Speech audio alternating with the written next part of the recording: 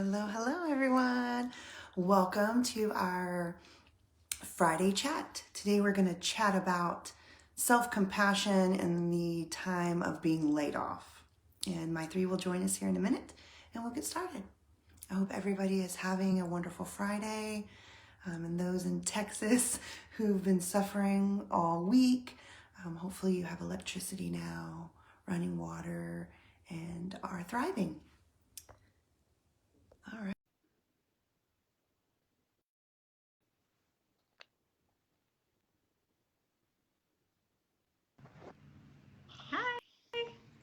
Hi. How are you? Good, how are you? Happy Friday. Doing well. Happy Friday. So good to see you. Yeah, you too.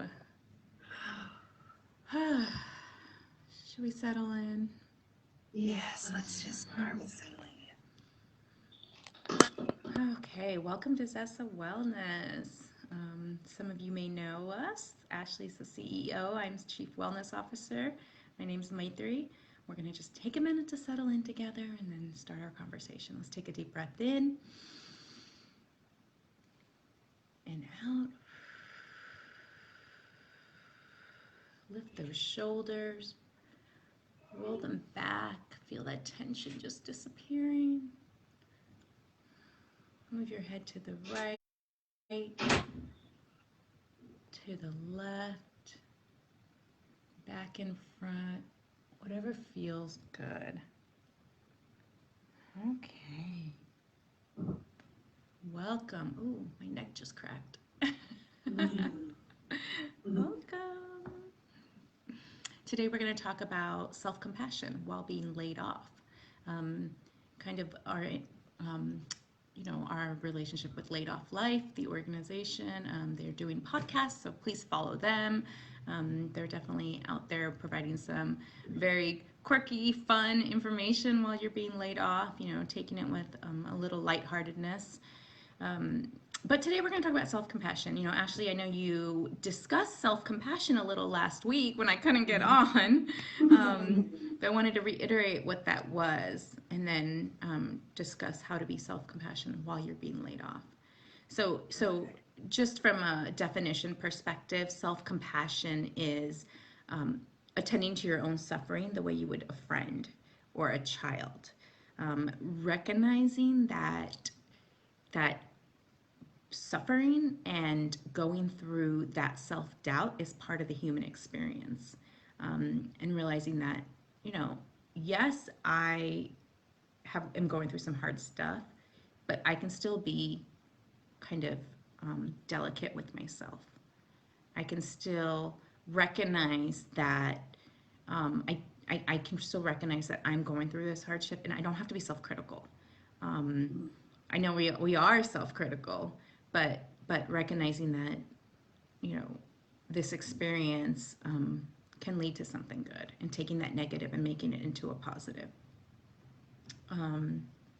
Yeah. So that's kind of the basics of what self-compassion is. But when you're laid off, it's so difficult. First of all, it comes out of nowhere. Or you may have an idea that something's happening within your organization. But it kind of comes out of nowhere, and then you have to go through and absorb and register that information really quickly and make some hard decisions very quickly. So that's always a challenge, being laid off. Yeah. So I'm assuming that most people, when they're laid off, aren't ecstatic and happy. No, some people maybe, right? They may want it. Yeah. I guess. Are there some stages that people go through naturally, maybe when they're laid off and they lose their job? Yeah, no, definitely. So the stages, we have to go back to the psychology of grief when it comes to being laid off. I think when you get laid off, grief is a natural instinct. You're losing quite a bit. You're losing your day-to-day routine. You're losing your coworkers and that support system, the culture, the environment of your organization. And so grief is a big piece of it. And there are 5 stages to grief from a psychological perspective. And they include denial, like hey, no, I'm not getting laid off. Like, this is just a stage where they're going to bring me back on or something along those lines. And then anger, like really getting angry about why are they letting me go? Why do I have to experience this? Um, why doesn't my other coworker have to experience it? Because maybe you were one of the few people that got laid off, or one of the, but during COVID, I think there were quite a bit of mass layoffs. So that anger becomes a community anger, which I think we've seen, at least in the US, if not the world. And then bargaining. Like, well, what if I can do this and what if I can do that? Will you keep me on? Or maybe I can, just coming up with alternatives, and bargaining a little bit of what's next. And then the fourth stage is depression. And that's a big one, and I think that's something that we have to recognize. And it's okay to be, to go through that and feel that depression and feel that sadness. There's a piece of being in that moment and recognizing that you're there and letting yourself feel it. And then the last stage is acceptance, taking a moment with some clarity to take a step back and say, okay, what's really happened, and now what do I have to do? And then you get into action planning, like, oh no, what do I have to do? Like, freak out a little. You don't just get stuck in one of those stages. Hopefully you get to that acceptance stage as fast as possible, right? Yeah, and the time that people go through each of those stages are different. It's different for everyone. Some people may go through it quickly, others, it'll take a little longer. But that depression is real. There's a rejection side to it and self-criticism. I think that if we can take a step back and, self-criticism is going to happen. We all are self-critical at some level. I know I am. So what can we do? Like, how can we use mindfulness and self-compassion to get through these stages? Because we know with mindfulness, it's really about acceptance, knowing what it is that we're feeling or thinking, and just being in that, not repressing it, not repressing those stages, but actually saying, you know what, I'm bargaining right now, or I'm feeling a little bit depressed, and just making that recognition and acknowledging it. And then there's this self-compassion. How can we use self-compassion to work through those stages when we've lost the job? Right. I think part of it is, like, to your point, part of it is being in the present moment, and that's where mindfulness comes in.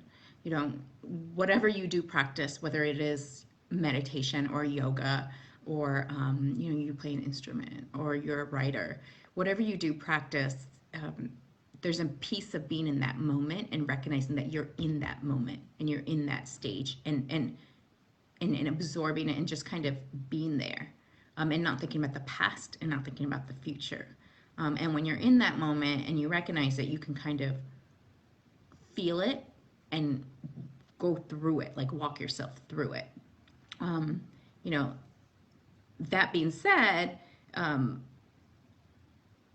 mindfulness also, from a scientific perspective, mindfulness also helps regulate emotions. So if you are practicing mindfulness, or if you want to practice mindfulness, reach out to us. But if you are practicing mindfulness, the way that it affects the hormones, it kind of blocks those stress hormones. And so as it blocks those stress hormones, it regulates your emotions. And so all the anger and the frustration, the self-doubt that you're feeling can be balanced with practicing mindfulness, and then you'll find that your emotions are kind of settled a little, instead of like sporadic, and also that you can accept and think clearly and then decide on the next step. Yeah, that's super important. I love it. And then I love the self-compassion piece, because it literally is the opposite of self-criticism. Right? It's being kind to yourself, realizing that, I'm not the only fish in the sea that's going through this. Other people are swimming through the currents of being laid off too, for example. Yeah. I'm not the only one. So really recognizing the common humanity that we all go through these things in life. And then, offering yourself those kind words or that compassion to say, it's okay, I feel stressed or I feel depressed right now. And what can I offer myself? What would I offer my friend if they told me they were feeling these things? And then turn around and offer that to yourself. Be like your own best friend, your own cheerleader when you're laid off, right? It's okay. We're going to get through this. And sometimes you have to find those words that resonate with you when you're talking to yourself about or being compassionate for yourself. I always tell myself, it's okay to feel this, to be in this state. And we're not going to be here forever. And what can we do actually to step out of this sadness or step out of this grief or whatever I'm feeling at the moment. And I kind of talked about my daughter last week and being overwhelmed, and we went through those stages of being mindful and saying, hey, what are we feeling? Yeah. I'm feeling anxiety or I'm feeling this pressure. Okay, accept that. Know that I'm not alone. Other people feel this. Yeah. And then offering yourself those kind words or affirmations, whatever works for you, Okay, I'm feeling this way. Other people feel this way too. And it's okay. We'll get through this. Yeah, and that goes back to feeling the compassion and realizing that your suffering, your failure, your imperfections are part of a shared human experience. And we're all experiencing it. Now, that may not make it easier, but, recognizing you're not the only one. Especially during COVID, I think there were quite a bit of layoffs. And, that's a struggle. And if we can all kind of collectively go through this, which we have been the past year, it can help from a compassionate perspective, from a self-compassion perspective. A big thing to distinguish is this word empathy has been going around a lot. And showing empathy during all the social injustice and during COVID, during even the Arctic blast that's happened in Texas, being empathetic. Compassion and empathy are not the same thing, right? Compassion actually brings about action. So I like when we're talking about mindfulness of being in the moment and accepting, then when we actually become compassionate, we're doing something. We're taking action from feeling that suffering or recognizing that suffering, relating to someone's suffering, and then we're actually doing something about it. We're offering ourselves that kindness or even that hug. And some of us like to even put our hands over our chest. That soothing touch can be very comforting for some people. So compassion is taking it a step further from just empathy. It's actually doing something about the suffering. Trying to end, you're called, you feel a need to end that suffering. Okay. Have you ever been laid off? I think we've talked about this before. Yeah. You mentioned it to me. Do you want to share your experience when you were laid off? Yeah. How you got through it? Yeah, I was laid off maybe 5 years ago from one of my companies, and part of me knew what was going to happen, but I was probably in denial that it was really going to happen. And so when it did happen, I think I freaked out a little. I think that I went through those grief stages, and I felt I was super self-critical. I said, why am I the one being laid off? Am I not appropriate? Do I not know my stuff? That's part of it. But then I had the flexibility. I really freaked out. I ended my lease and got up and stayed with family. I just didn't know what was going to happen, and I did have the flexibility to do that. And so I did that. And, I went through the stages, and I eventually got a new job, and, things were fine. Things always do turn out fine because it is perspective at the end of the day, and how you view it. Glass half empty, glass half full. But I went through those stages, and I definitely, there were moments when I was extremely self-critical. And I had to lift myself up and away from it and take a moment for self-compassion and take a moment to, I'm a meditator. So, I meditated quite a bit just to clear my thoughts about what this means to me and what this, and, light at the end of the tunnel, there's always something good, and things, maybe they're meant to happen, maybe they're not, but there's a new road ahead. whether you create it or it's right there in front of you, because you can create it. And there's that new road ahead, and you just have to like look at things a little differently. Yeah, that perspective is very powerful when we learn to shift it and change your mind. Yeah, like change your mindset a little. Yeah. See, Mary Kay said I had to separate myself, who I am, from my job, what I did. Yeah, our identity really does get balled up sometimes in our career and who we are. I am a business development person. I am a doctor. Whatever it is that you are in your title, you become that to some degree, and you do have to separate yourself. Yeah. Thank you for sharing that, Yeah, Mary. I thank think you. a lot of us go through that identity confusion. Who am I now that I don't have this role that was taking up a lot of my time? Yeah. I'm not that right now. Am I going to be that again? What am I going to be? He said, we think we are our job. Well, and I have to say, I just have to say that I think that is an American mentality. Because when you go to Europe and you're sitting next to someone like at a bar and you say, hey, what do you do? They talk about how they're scuba diving and they're, doing all these activities. And you're like, oh, that's not what I meant. I meant a job. But that's that is partially the American mentality. Because what you do is it's so dynamic. What do you do with your time and your hours and your days? I read, I run. There's a dynamic side to it that's super important.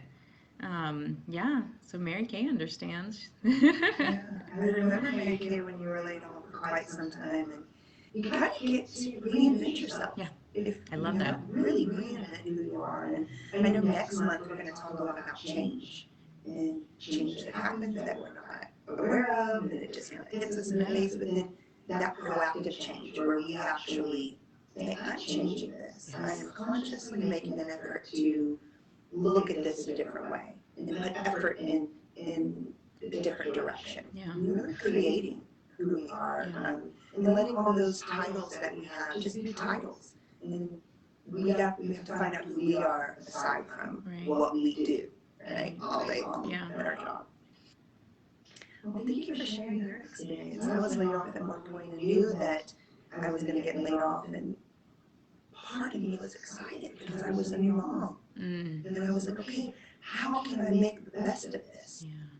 Well, now I get to be home with my daughter. And yes, it's going to be a struggle. And then I'll have to file for unemployment. Oh, my goodness. But that's what it's there for, right? You pay taxes for so long, and then you've got this unemployment insurance, and then you can take time to become something else in that moment and reinvent yourself, and then apply for other jobs eventually, and probably get rejected, and then really, land something that you're meant to have, and that role is meant for you. And I think getting stuck in that job hunt can be very, very stressful.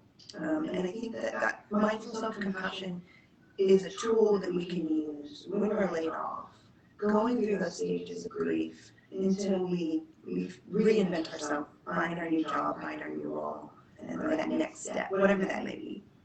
I love that. Reinvent yourself. I mean, that's just so beautiful. I love it. I'm always reinventing myself.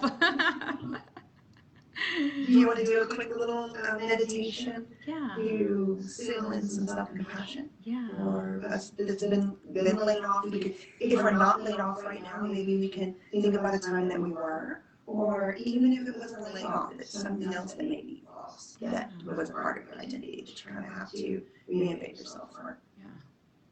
Go ahead, Ashley. Okay, well, let's all just settle in, find ourselves a comfortable position, making sure we're comfortable, but we want to be alert. Our eyes can be open or closed, or we can keep a soft gaze downward. Just bringing our attention to our breath. We don't need to change anything at all. Just notice the in breath and the out breath.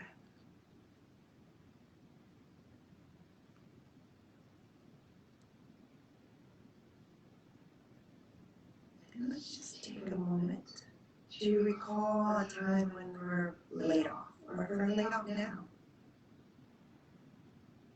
We're going to invoke a little bit of suffering or pain, and that's okay. Just a little bit. Just notice how the body feels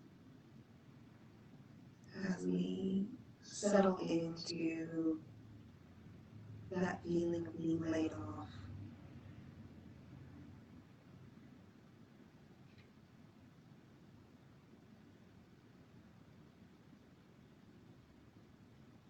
Still breathing deep and slow.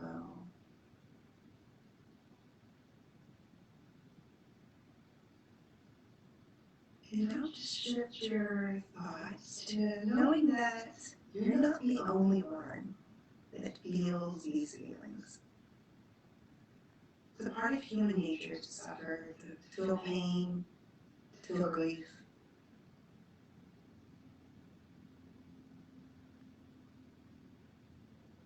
You're not alone.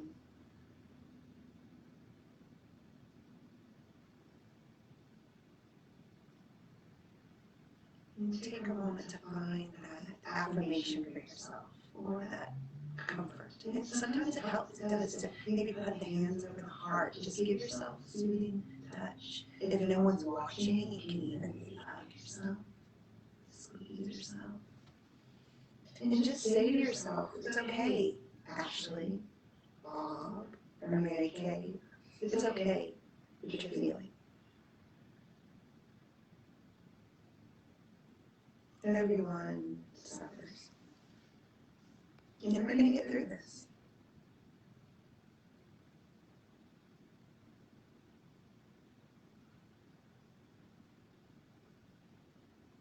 We're going to find the light at the end of the tunnel, or that silver lining. And we are going to reinvent ourselves.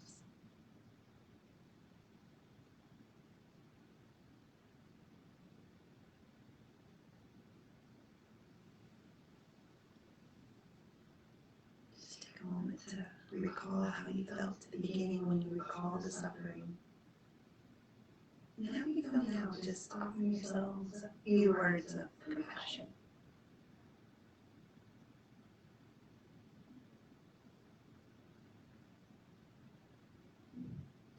And invite you to bring your awareness back to your breath.